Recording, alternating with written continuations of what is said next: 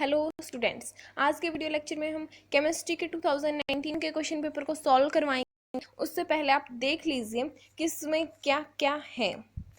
तो सबसे पहले मैं आपको सिर्फ क्वेश्चंस दिखा रही हूँ और आंसर, क्वेश्चन और आंसर दोनों मैंने नोटबुक में लिख रखे हैं, फिर नोटबुक से करेंगे। इसमें मैं आपको ये शो करना चाहती हूँ कि इसमें हम इस वीडियो में करेंगे क्या। ओके, तो यहाँ से ये आप देख लीजिए एक बार। मैं जल्दी जल्दी चल रही हूँ, आप वीडियो को पॉज करके देख लेना अगर अच्छे से ना दिखाई दे रहा हो तो।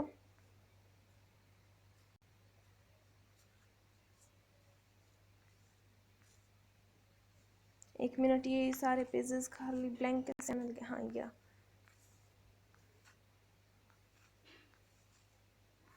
और फिर इसके बाद में हम नोटबुक से करेंगे। नोटबुक मैंने क्वेश्चन और आंसर दोनों चीज़ लिख रखी हैं। ये मैं सिर्फ इसलिए करूँ ताकि आपको ऑप्शंस वगैरह देख रहे हो तो आप यहाँ पे वीडियो की स्टार्टिंग से देख लें।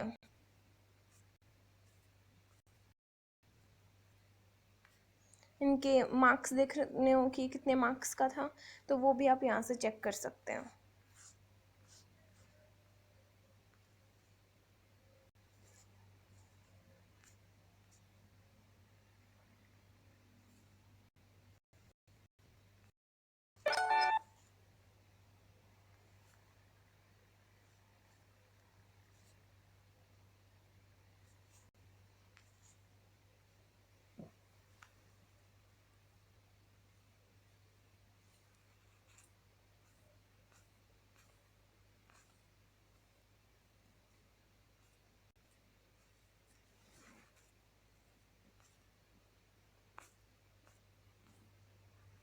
ये लास्ट पेज है शायद, नहीं एक पेज और है। हाँ, ये लास्ट पेज है, बस इतना ही था ये।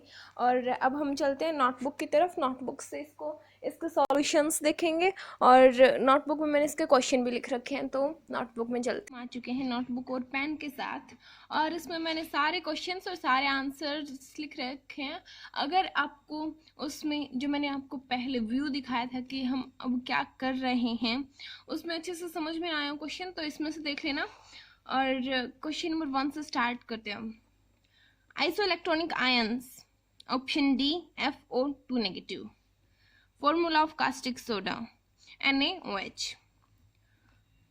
Number of moles in 22 gram of CO2, 0.5. Question number 4, electronic configuration of D block elements. This denotes electronic configuration.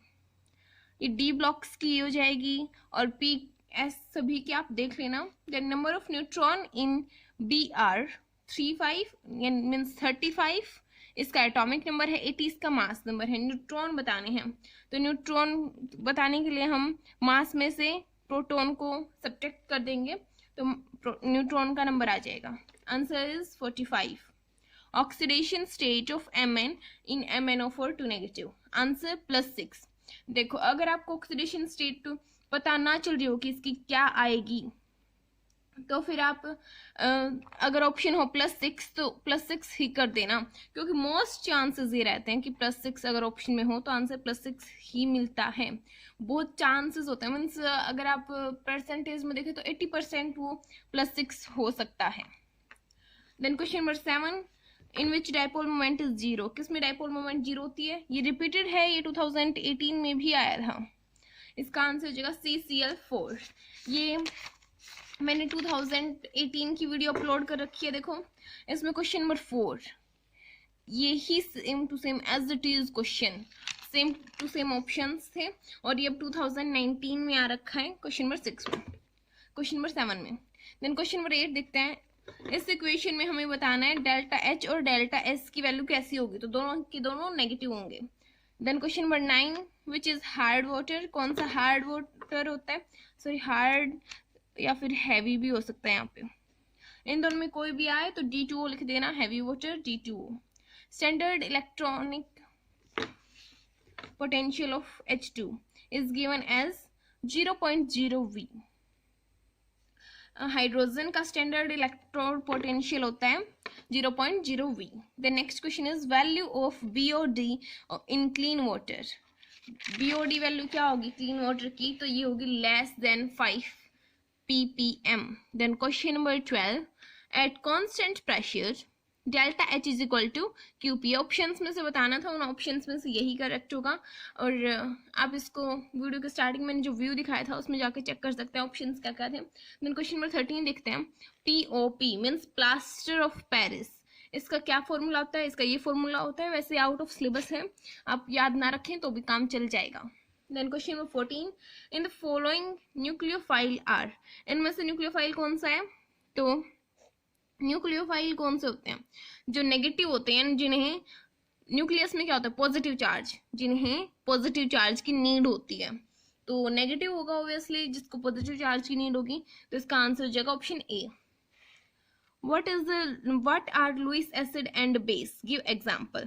यहाँ से 2 मार्क्स के क्वेश्चन स्टार्ट हो जाते हैं। मैंने सारे लिख रखे हैं आपके लिए। और वैसे आपको सच्ची बताऊँ ना तो कोई भी HBSC के पेपर के लिए, HBSC के स्टूडेंट्स के लिए कोई इतनी मेहनत नहीं करता, क्योंकि HBSC पे बहुत कम व्यू आते हैं और बहुत कम सब्सक्राइबर होते हैं। जैसे कि हमारे बहुत कम व्यू आते हैं।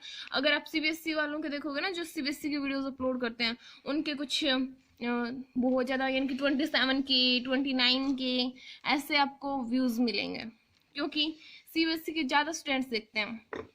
बट मेरा ये मानना है कि मैं भी HBSC से थी, तो फिर कोई भी हमें वीडियो नहीं मिलती थी।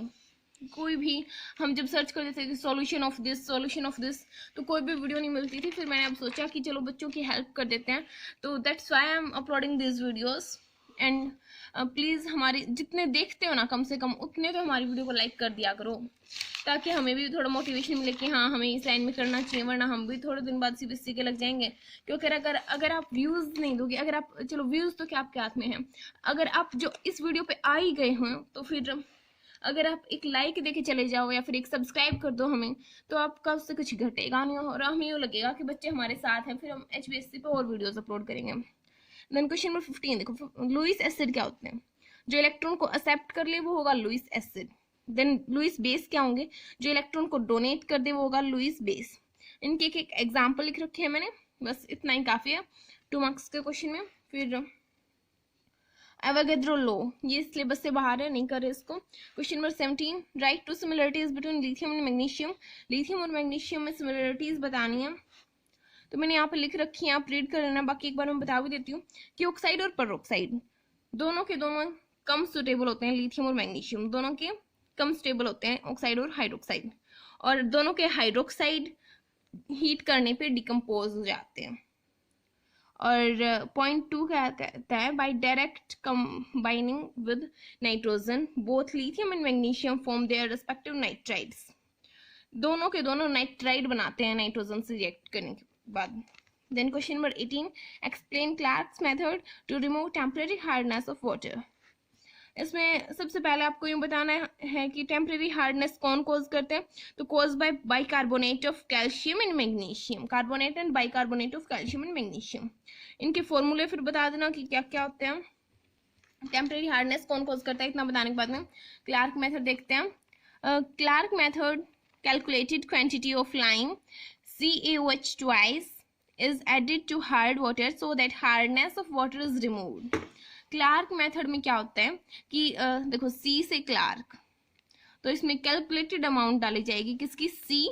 CaOH twice मीन्स लाइम की एक कैलकुलेटेड अमाउंट डाली जाएगी हार्ड वाटर को सॉफ्ट बनाने के लिए। और उसमें ये रिएक्शन होगी, रिएक्शन ना लिखेंगे, इतना लिख देंगे टेम्परेरी हार्डनेस कौन कॉज करते हैं और क्लार्क मेथड में हम क्या डालते हैं, तो उसमें भी आपको 2 मार्क्स मिल जाएंगे। 2 मार्क्स का क्वेश्चन था। Then question number 19, calculate pH of 0.01 m solution of sodium hydroxide.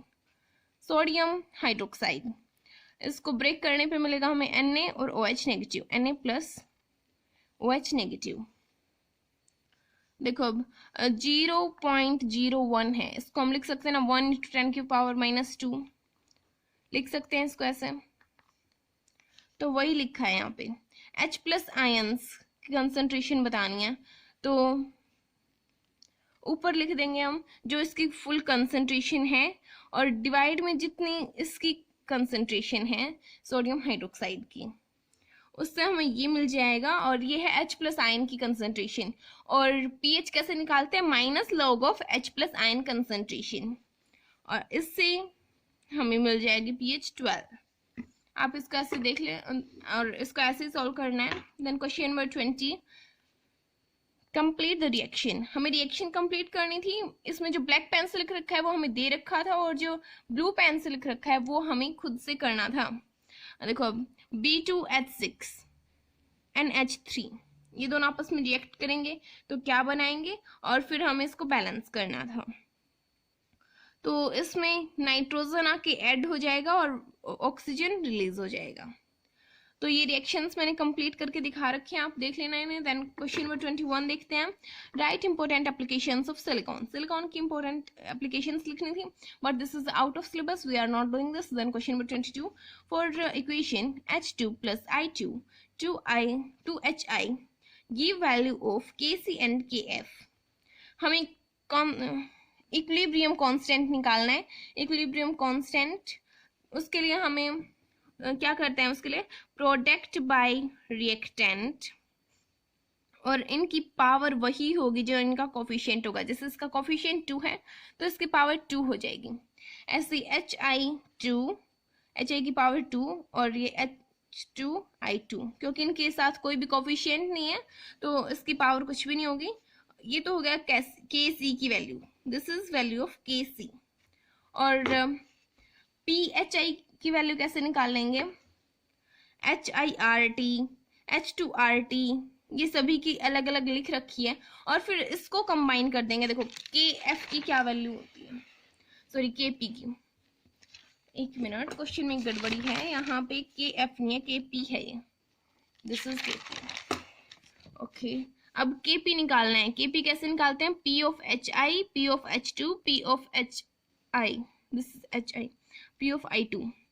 तो इनके कोफिशिएंट्स ऊपर ले जाएंगे, इस इसका कोफिशिएंट है और साथ में जो RT था इसके साथ भी RT था, ये कैंसिल हो जाएगा और KP KC के बराबर आ गया, दोनों के दोनों इक्वल हैं। और क्वेश्चन नंबर 23 देखते हैं। Explain hyper conjugation. Hyper conjugation को एक्सप्लेन करना है तो आप ये यहाँ पे देख लेना, पूरा मैंने लिख रखा है। इसमें क्या होता है, एक this is called delocalization of sigma electron of CH bond of an alkyl group directly attached to an atom with an unshared p orbital। इसका आप देख लेना, इसमें केवल डीलोकलाइजेशन होती है सिग्मा बॉन्ड की। क्वेश्चन नंबर 24 देखते हैं। Question number 24, what is Hückel rule. Hückel rule क्या कहता है और इसको एक्सप्लेन करना है। तो इसे हम रीड कर लेते हैं एक बार। For molecule to be aromatic, ये एरोमेटिक कंपाउंड्स के ऊपर एप्लीकेबल होता है। अगर कोई कंपाउंड एरोमेटिक होगा तो इसके it must contain certain number of pi electron in a closed loop and parallel loop of parallel and adjacent p orbital. The pi electron count is a series of number generated from 4n plus 2। इस series में होने चाहिए। इसके example हो गए benzene और ये triangle plus n means cyclo होते हैं दोनों। और अगर कोई भी एरोमेटिक होगा ना तो वो साइक्लो मिलेगा। देन क्वेश्चन नंबर 25 देखते हैं। डिफाइन, ये तीनों टर्म्स हमें डिफाइन करनी है। मोल फ्रैक्शन, मोलरिटी, मोललिटी, ये आप टर्म्स देख लेना और मैंने यहाँ पर लिख भी रखी हैं। सिर्फ इनके फॉर्मूलेज लिख रखे हैं, फॉर्मूले से हम इजीली इनकी डेफिनेशन बना सकते हैं। जिसके मोल फ्रैक्शन है number of mole of A, number of mole of solution. अगर हम number of mole of A means हम कोई भी एक सब्सटेंस देख रहे हैं उसके मोल्स को हम डिवाइड कर दें जितने मोल सॉल्यूशन के हैं तो हमें मोल फ्रैक्शन मिल जाएगी। Then molarity, number of mole of solute. अब की बार सोल्यूट के मोल को हम volume of solution in litre से डिवाइड कर रहे हैं। Then molarity, number of mole of solute present in 1 kg of solvent. और इसकी मैंने डेफिनेशन इसलिए लिख के दिखा दी क्योंकि ये देखो आप डेफिनेशन में कुछ नहीं है, बस दोनों को ज्वाइन कर दिया और इसकी डेफिनेशन बन गई। तो ऐसे आप इनके डेफिनेशंस बना सकते हैं। Question number 26, how do electronegativity very in group and period. Electronegativity कैसे डिफर करती है ग्रुप और पीरियड के साथ, इसका एक्सप्लेन करना है। Electronegativity is a qualitative measure of an atom to attract shared pair of electron to itself. Electronegativity की डेफिनेशन दे रखी है ये कि ये एक ऐसा मेजर होता है जो कि एटम को अट्रैक्ट सेल पे इलेक्ट्रॉन को अट्रैक्ट करने में हेल्प करते हैं। और ये किस किस चीज़ के ऊपर डिपेंड करती है? पहला पॉइंट है स्टेट ऑफ हाइब्रिडाइजेशन। हाइब्रिडाइजेशन के स्टेट पर डिपेंड करती है। मीन्स अगर यदि sp स्टेट होगी तो इसमें इलेक्ट्रॉन नेगेटिविटी ज़्यादा होगी sp2 वाले के मुकाबले, और sp2 में sp3 की वजह की कंपैरिजन में ज़्यादा होगी। देन पॉइंट 2 ले लेते हैं ऑक्सीडेशन स्टेट, जिसका इलेक्ट्रोनेगेटिविटी ज़्यादा होगा उसका ऑक्सीडेशन स्टेट भी ज़्यादा होगा। Means oxidation state more, electronegativity will more. Question number 27. A gas has a volume of 300 ml at 27 degrees Celsius and 730 mm pressure. What will be its volume at I do not know what I write here. At STP. Yes, this is STP, means standard temperature pressure of temperature and pressure. Okay. Then answer for given gas. Given gas के लिए क्या क्या चीज़ें mention है पहले वो लिखेंगे। आपको ऐसे ही पेपर में सॉल्यूशंस लिखने में आपको पूरे सॉल्यूशंस प्रोवाइड कर रही हूँ कि आपको कैसे लिखने हैं। गिवन गैस के लिए ये होगा, और एसटीपी के ऊपर क्या होगा ये हमें पहले से पता होता है कि एसटीपी पे क्या होता है, बस वॉल्यूम हमें खुद से निकालनी है। गैस लो क्या कहता है? दिस इज गैस लो, इसे याद रखना, ये कई बार कई क्वेश्चन में यूज होता है, इस पे कई क्वेश्चन बनते हैं। दिस इज गैस लो, इसको ज्यादा हाईलाइट कर देती हूँ। देन V2, हाँ इसको V2 को एक साइड रख लेंगे, बाकी सब कुछ एक साइड, वैल्यू पुट कर देंगे, ऊपर वैल्यू लिख रखी है और इसका आंसर आ जाएगा। देन क्वेश्चन नंबर 28 देखते हैं। डिफाइन, हमें अब कुछ चीजें डिफाइन करनी है। Molar enthalpy of fusion, molar enthalpy of fusion define करनी है। इसकी डेफिनेशन मैंने यहाँ पे लिख रखी है। Enthalpy change when 1 mole of solid substance melt to liquid state, it melts, melting point is called molar enthalpy of fusion. Then इसका पार्ट 2 है हेस्लो। हेस्लो क्या कहता है? When reaction take place in several steps, then reaction enthalpy is sum of standard enthalpies of intermediate reactions. इसकी equation हो जाएगी ये। Means अगर एक रिएक्शन को हम टुकड़ों में कर रहे हैं तो उन सभी टुकड़ों में लगी एनर्जी उस एक रिएक्शन की एनर्जी के इक्वल होगी। देन इसमें थर्ड क्वेश्चन क्या पूछ रखा है? Entropy define. एंट्रोपी 3 मार्क्स का था, तो सभी को तीनों को हमें अच्छे से डिफाइन करना था। एंट्रोपी क्या है? Thermodynamic state quality which measure randomness of और disorderness of molecule on system. ये एंट्रोपी क्या काम करती है? ये रैंडमनेस और डिसऑर्डरनेस को मेजर करती है। ये इनिशियल और फाइनल स्टेट पे डिपेंड करती है। Delta S is equal to S final minus S initial, और इसमें जब ऐसा होगा कि एस फाइनल ज़्यादा हो एस इनिशियल से तो डेल्टा एस पॉजिटिव होगा। रिवर्सिबल रिएक्शन में हम इसको ऐसे सोल्व करेंगे, इसका ये फॉर्मूला होगा। और डेल्टा एस 0 हो गया, इसका मतलब रिएक्शन इक्विलिब्रियम पे है। रैंडमनेस 0 हो गई तो रिएक्शन इक्विलिब्रियम पे चल रही है। देन क्वेश्चन नंबर 28 देखते हैं। Balance equation in acidic medium in acid, ये मैंने 2 बार लिख दिया। Balance equation using half reaction method. Half reaction method use करना है, मीन्स वही जो पिछले क्वेश्चन पेपर में भी हमने किया था, इलेक्ट्रॉन आयन मेथड, उसी को यूज करेंगे हम इसमें, आयन इलेक्ट्रॉन मेथड को। ऑक्सीडेशन हाफ, सबसे पहले जिस पार्ट में ऑक्सीडेशन हो रही है उसको लिख देंगे। ऑक्सीडेशन हुई है मीन्स इलेक्ट्रॉन लूज कर दिया इसने और पॉजिटिव चार्ज इंक्रीज हो गया। देन रिडक्शन हाफ, इसमें पहले आप इसको छोड़ो, इतना सा देखो, इतना देखना है पहले। ये हमने यहाँ पे वाटर इसलिए लगाए हैं ताकि O को बैलेंस कर सकें इस साइड से, और फिर H+ इसलिए लगाए हैं ताकि इस साइड से वाटर को मेंटेन कर सकें। मीन्स H2O हमने लिखा ताकि O बैलेंस हो जाए, और फिर H+ लिखा ताकि H2O बैलेंस हो जाए, और फिर 6 इलेक्ट्रॉन इसलिए लिखे ताकि दोनों साइड चार्ज बैलेंस हो जाए। दोनों साइड 3+ चार्ज बैलेंस करना था तो इलेक्ट्रॉन लिख दिए इस साइड।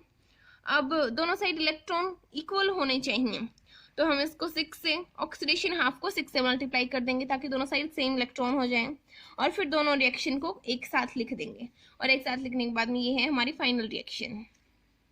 देन क्वेश्चन नंबर 30 देखते हैं। Discuss Carius method for estimation of sulphur in organic compound. ये पिछली बार भी आया था और this is in related syllabus, हम ऐसा नहीं कर रहे हैं। Then question number question number 31, what is acid and consequences. वैसे तो रिपीट हुआ है, 2018 में भी था, but this is out of syllabus, so we are not doing this. Then question number 32, ये 5 मार्क्स के यहाँ से स्टार्ट हो गए। Limitations of Bohr model explain. Limitation of Bohr model यहाँ पे मैंने लिख रखी है, आप अच्छे से देख लेना। एक तो मैं बता भी देती हूँ कि ये हैंसबर्ग अनसर्टिनिटी प्रिंसिपल को कॉन्ट्राडिक्ट करता था, बिल्कुल उसके अपोजिट में बोल रहा था। इसने हाइड्रोजन के स्पेक्ट्रा को अच्छे से फाइनर डिटेल्स नहीं दी, और इसने केवल हाइड्रोजन का दिया, बताया तो भी केवल हाइड्रोजन का स्पेक्ट्रा बताया, किसी और एटम का स्पेक्ट्रा नहीं बता पाया। और ये यूं भी नहीं बता पाया कि जब कोई splitting of spectral line in presence हो, कि हमेशा स्प्लिटिंग केवल मैग्नेटिक फील्ड में ही क्यों होती है, मैग्नेटिक या इलेक्ट्रॉनिक फील्ड में ही क्यों होती है। और ये यूं भी नहीं बता पाया कि एटम्स मॉलिक्यूल क्यों बनाते हैं केमिकल बॉन्ड बना के। तो ये इसकी लिमिटेशन है, आप इनको रीड कर लेना। अगर ऐसे समझ में ना आए तो वीडियो को पॉज करके रीड करके देख लेना। ये यहाँ पे मैंने काट नहीं रखा, ये ऐसे ही पेन चल गया गलती से। देन बी, इसका बी पार्ट देखते हैं, 5 मार्क्स का है, इसमें 2 पार्ट है। सेप बतानी थी dx स्क्वायर और y स्क्वायर की। तो इसमें देखो ये y ये x, तो देखो y स्क्वायर हो गया ना, y में है दोनों, और x स्क्वायर भी हो गए दोनों, x में है, और d ऑर्बिटल भी हो गए।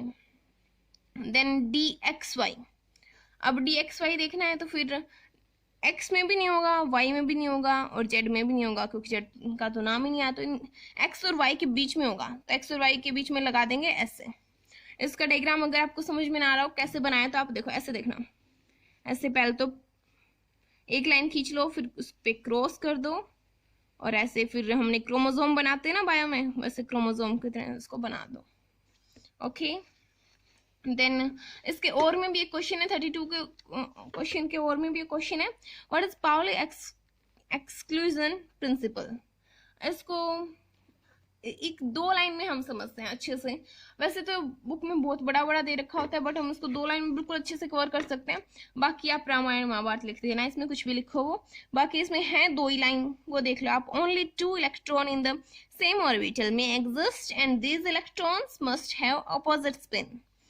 कि एक ऑर्बिटल में 2 इलेक्ट्रॉन आ सकते हैं, अगर आएंगे तो दोनों की सेम स्पिन नहीं होगी, दोनों की अपोजिट स्पिन होगी। सिर्फ इतना सा है ये, बाकी इसमें बहुत सी बुक में बहुत ज्यादा लिख देते हैं, समझ में आता नहीं, आप ऐसे कर लेना, इतना डेफिनेशन में इतना काफी है।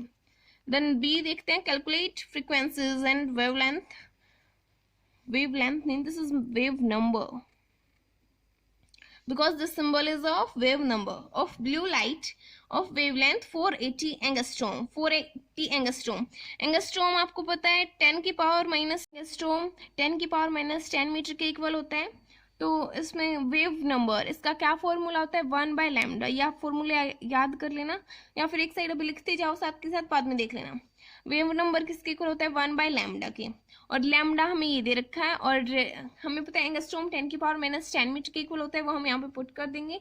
अगर ये ऊपर जाएगा, -10 था, ऊपर जाएगा तो प्लस का हो जाएगा, और फिर इसको कैलकुलेटर में सोल्व करके मैंने यहाँ पे मैंने लिख दिया, बट आप पेपर में अच्छे से सोल्व कर लेना। फिर फ्रीक्वेंसी का क्या फॉर्मूला होता है, frequency is equal to c/λ। c speed of air, और 3 into speed of light, c speed of light 3 into 10 की पावर 8 डिवाइड बाय 480 इंटू 10 की पावर माइनस 10। और इसको मैंने फिर से कैलकुलेटर में सोल्व करके लिख दिया, बट आपको अच्छे से सोल्व करना है, ऐसे ही नहीं लिख देना जैसे मैंने लिख दिया।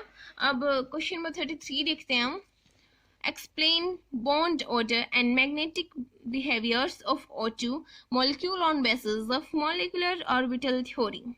हमें इसको एक्सप्लेन करना है। 1 मिनट, कोई फ़ोन आ रहा है, मैं थोड़ी देर बाद में फिर से कंटिन्यू करूँगी इसको। वैसे मैंने फ़ोन अटेंड कर लिया, अगर हम तो अभी फ़ोन में ही वीडियो बनाते हैं, अगर आप लोगों की मेहरबानी रही तो फिर हम जल्दी कैमरा भी ले लेंगे। चलो क्वेश्चंस करते हैं हम। हाँ, एक्सप्लेन बॉन्ड ऑर्डर एक्सप्लेन करना था। BO मीन्स बॉन्ड ऑर्डर लिख रही हूँ मैं, शॉर्ट में लिख रखा है थोड़ा। Define as half of difference between number of electron in bonding and anti-bonding orbital। bonding और anti-bonding orbital के difference का half होता है बॉन्ड ऑर्बिटल। देखो ये एग्जैक्टली इसी को वर्ड्स में लिख रखा है। डेफिनेशन ऐसे ही बनती है हमेशा फॉर्मूले से, और उसमें लिख देते हैं। और ये बी डिनोट करता है बॉन्डिंग ऑर्बिटल, ए डिनोट करता है एंटी बॉन्डिंग ऑर्बिटल।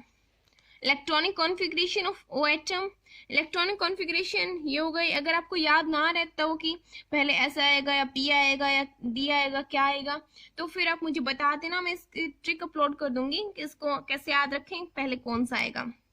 देखो फिर O2, इसकी यहाँ पे हमने लिखी थी ना, अब एक बार सिग्मा लगा दिया, एक बार sigma star. Sigma star mean anti bonding में है, सिग्मा मीन्स बॉन्डिंग में है। इसी को दो बार लिख दिया, एक बार सिग्मा स्टार, फिर सिग्मा सिग्मा स्टार। और इसमें देखो आप 10 इलेक्ट्रॉन तो बॉन्डिंग में हो जाएंगे और 6 इलेक्ट्रॉन एंटी बॉन्डिंग में हो जाएंगे, बॉन्ड ऑर्डर 2 हो जाएगा। फिर SO2 contain 2 unpaired electron in pi star 2px and pi star 2py. Oxygen is paramagnetic, ये मैं बताना था ऑक्सीजन कैसा होगा, तो पैरामैग्नेटिक होगा। देन इसके और में एक और क्वेश्चन था, what is hybridization on the basis of hybridization, explain C2H2 and NH3। Hybridization क्या होती है? Process of intermixing of orbital of slightly different energies resulting formation of new set of orbital of equivalent energies and shape is called hybridization. Okay, then C2H2 देखते हैं, जो 2py है और 2px है, इनके अनहाइब्रिड ऑर्बिटल्स के बीच में होते हैं। और ये आप अच्छे से देख लेना, मैंने इसमें थोड़ी थोड़ी इन्फॉर्मेशन लिखी है क्योंकि वीडियो बहुत ज़्यादा बड़ी हो जाएगी तो कोई देखेगा ही नहीं। इसको देख लेते हैं एक बार। ये NH3 की शेप ऐसे होगी, ये पिरामिडल होगा, इसकी हाइब्रिडाइजेशन sp3 होगी NH3 की। 34 का क्वेश्चन हमें एक्सप्लेन करना है, मार्कोनी रूल और फेराइडल, ये FIREGAL ऐसे है, इसको ऐसे लिख रखा है। क्राफ्ट एक्सीलेशन, देखो सबसे पहले मार्कोनी रूल, ये तो है भाई रिपीटेड क्वेश्चन, 2018 में भी आया था, मैंने 2018 की वीडियो अपलोड कर रखी है, अगर आपने नहीं देखी है तो आप वो देख लेना। ये देखो 2018 में भी आया था मार्कोनी रूल, ये रहा, मैंने यहाँ पे लिख रखा है।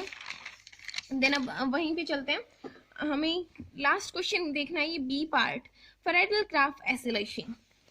इसमें देखो reaction of benzene with acetyl halide और acid anhydride in presence of fluid acid yield acetyl benzene. इसी रिएक्शंस को हमने वर्ड्स में लिख रखा है, ये रिएक्शन देख लेना आप, इसमें एसिटाइल फिनॉन बन जाएगा और HCl रिलीज हो जाएगा। फिर इसी के और में एक और क्वेश्चन है जो हमने मार्कोनी रूल और ये रूल देखा है, इसके और में एक और क्वेश्चन है कि इन रिएक्शंस को कंप्लीट करना है। भाई ऑर्गेनिक की रिएक्शन बहुत ज़्यादा इंपॉर्टेंट है, ये बहुत बार रिपीट होती हैं, तो आप ये देख लो। बेंजीन के साथ Cl2 डाला, जो ब्लैक से लिख रखा है वो आया था, ब्लू से लिख रखा है वो इनके आंसर्स हैं, और ये आप देख लेना। मैं इनको अच्छे से अभी नहीं करवा रही हूँ क्योंकि वीडियो बहुत ज़्यादा बड़ी हो जाएगी, सिर्फ लाइन लगा रही हूँ कि आप देख लेना। ये रिएक्शन ऐसे होगी जिसका कंसनट्रेटेड H2SO4 है, डिहाइड्रेटिंग एजेंट होता है, तो वाटर निकाल देगा इसमें से, बाकी जो बचा है उसको ज्वाइन कर दो। ऐसे यहाँ पे भी कंसनट्रेटेड H2SO4 था तो वाटर निकल जाएगा, बाकी जो बचा उसको ज्वाइन कर दो। ऐसे ही करते हैं सारे, इनके सभी के रूल होते हैं जो कि ऑर्गेनिक की बुक में आपको अच्छे से दे रखे होंगे ऑर्गेनिक वाले चैप्टर में, तो आप इनको देख लेना। ऐसे ही करने सारे, और मैंने सारी रिएक्शन से लिख रखी हैं। और ये हमारा चैप्टर ये हमारा प्रीवियस ईयर 2019 का HBSC का क्वेश्चन पेपर पूरा सॉल्व हो गया, और 2018 का भी हमने डाल रखा है, अगर आपने ना देखा हो तो वो भी आप जाके देख लेना, और 2018 का भी अभी अपलोड कर देंगे हम, और 2020 का भी बनाया नहीं है, थोड़ी देर में उसको बनाएंगे, कल तक वो अपलोड हो जाएगा। Okay, thanks for watching.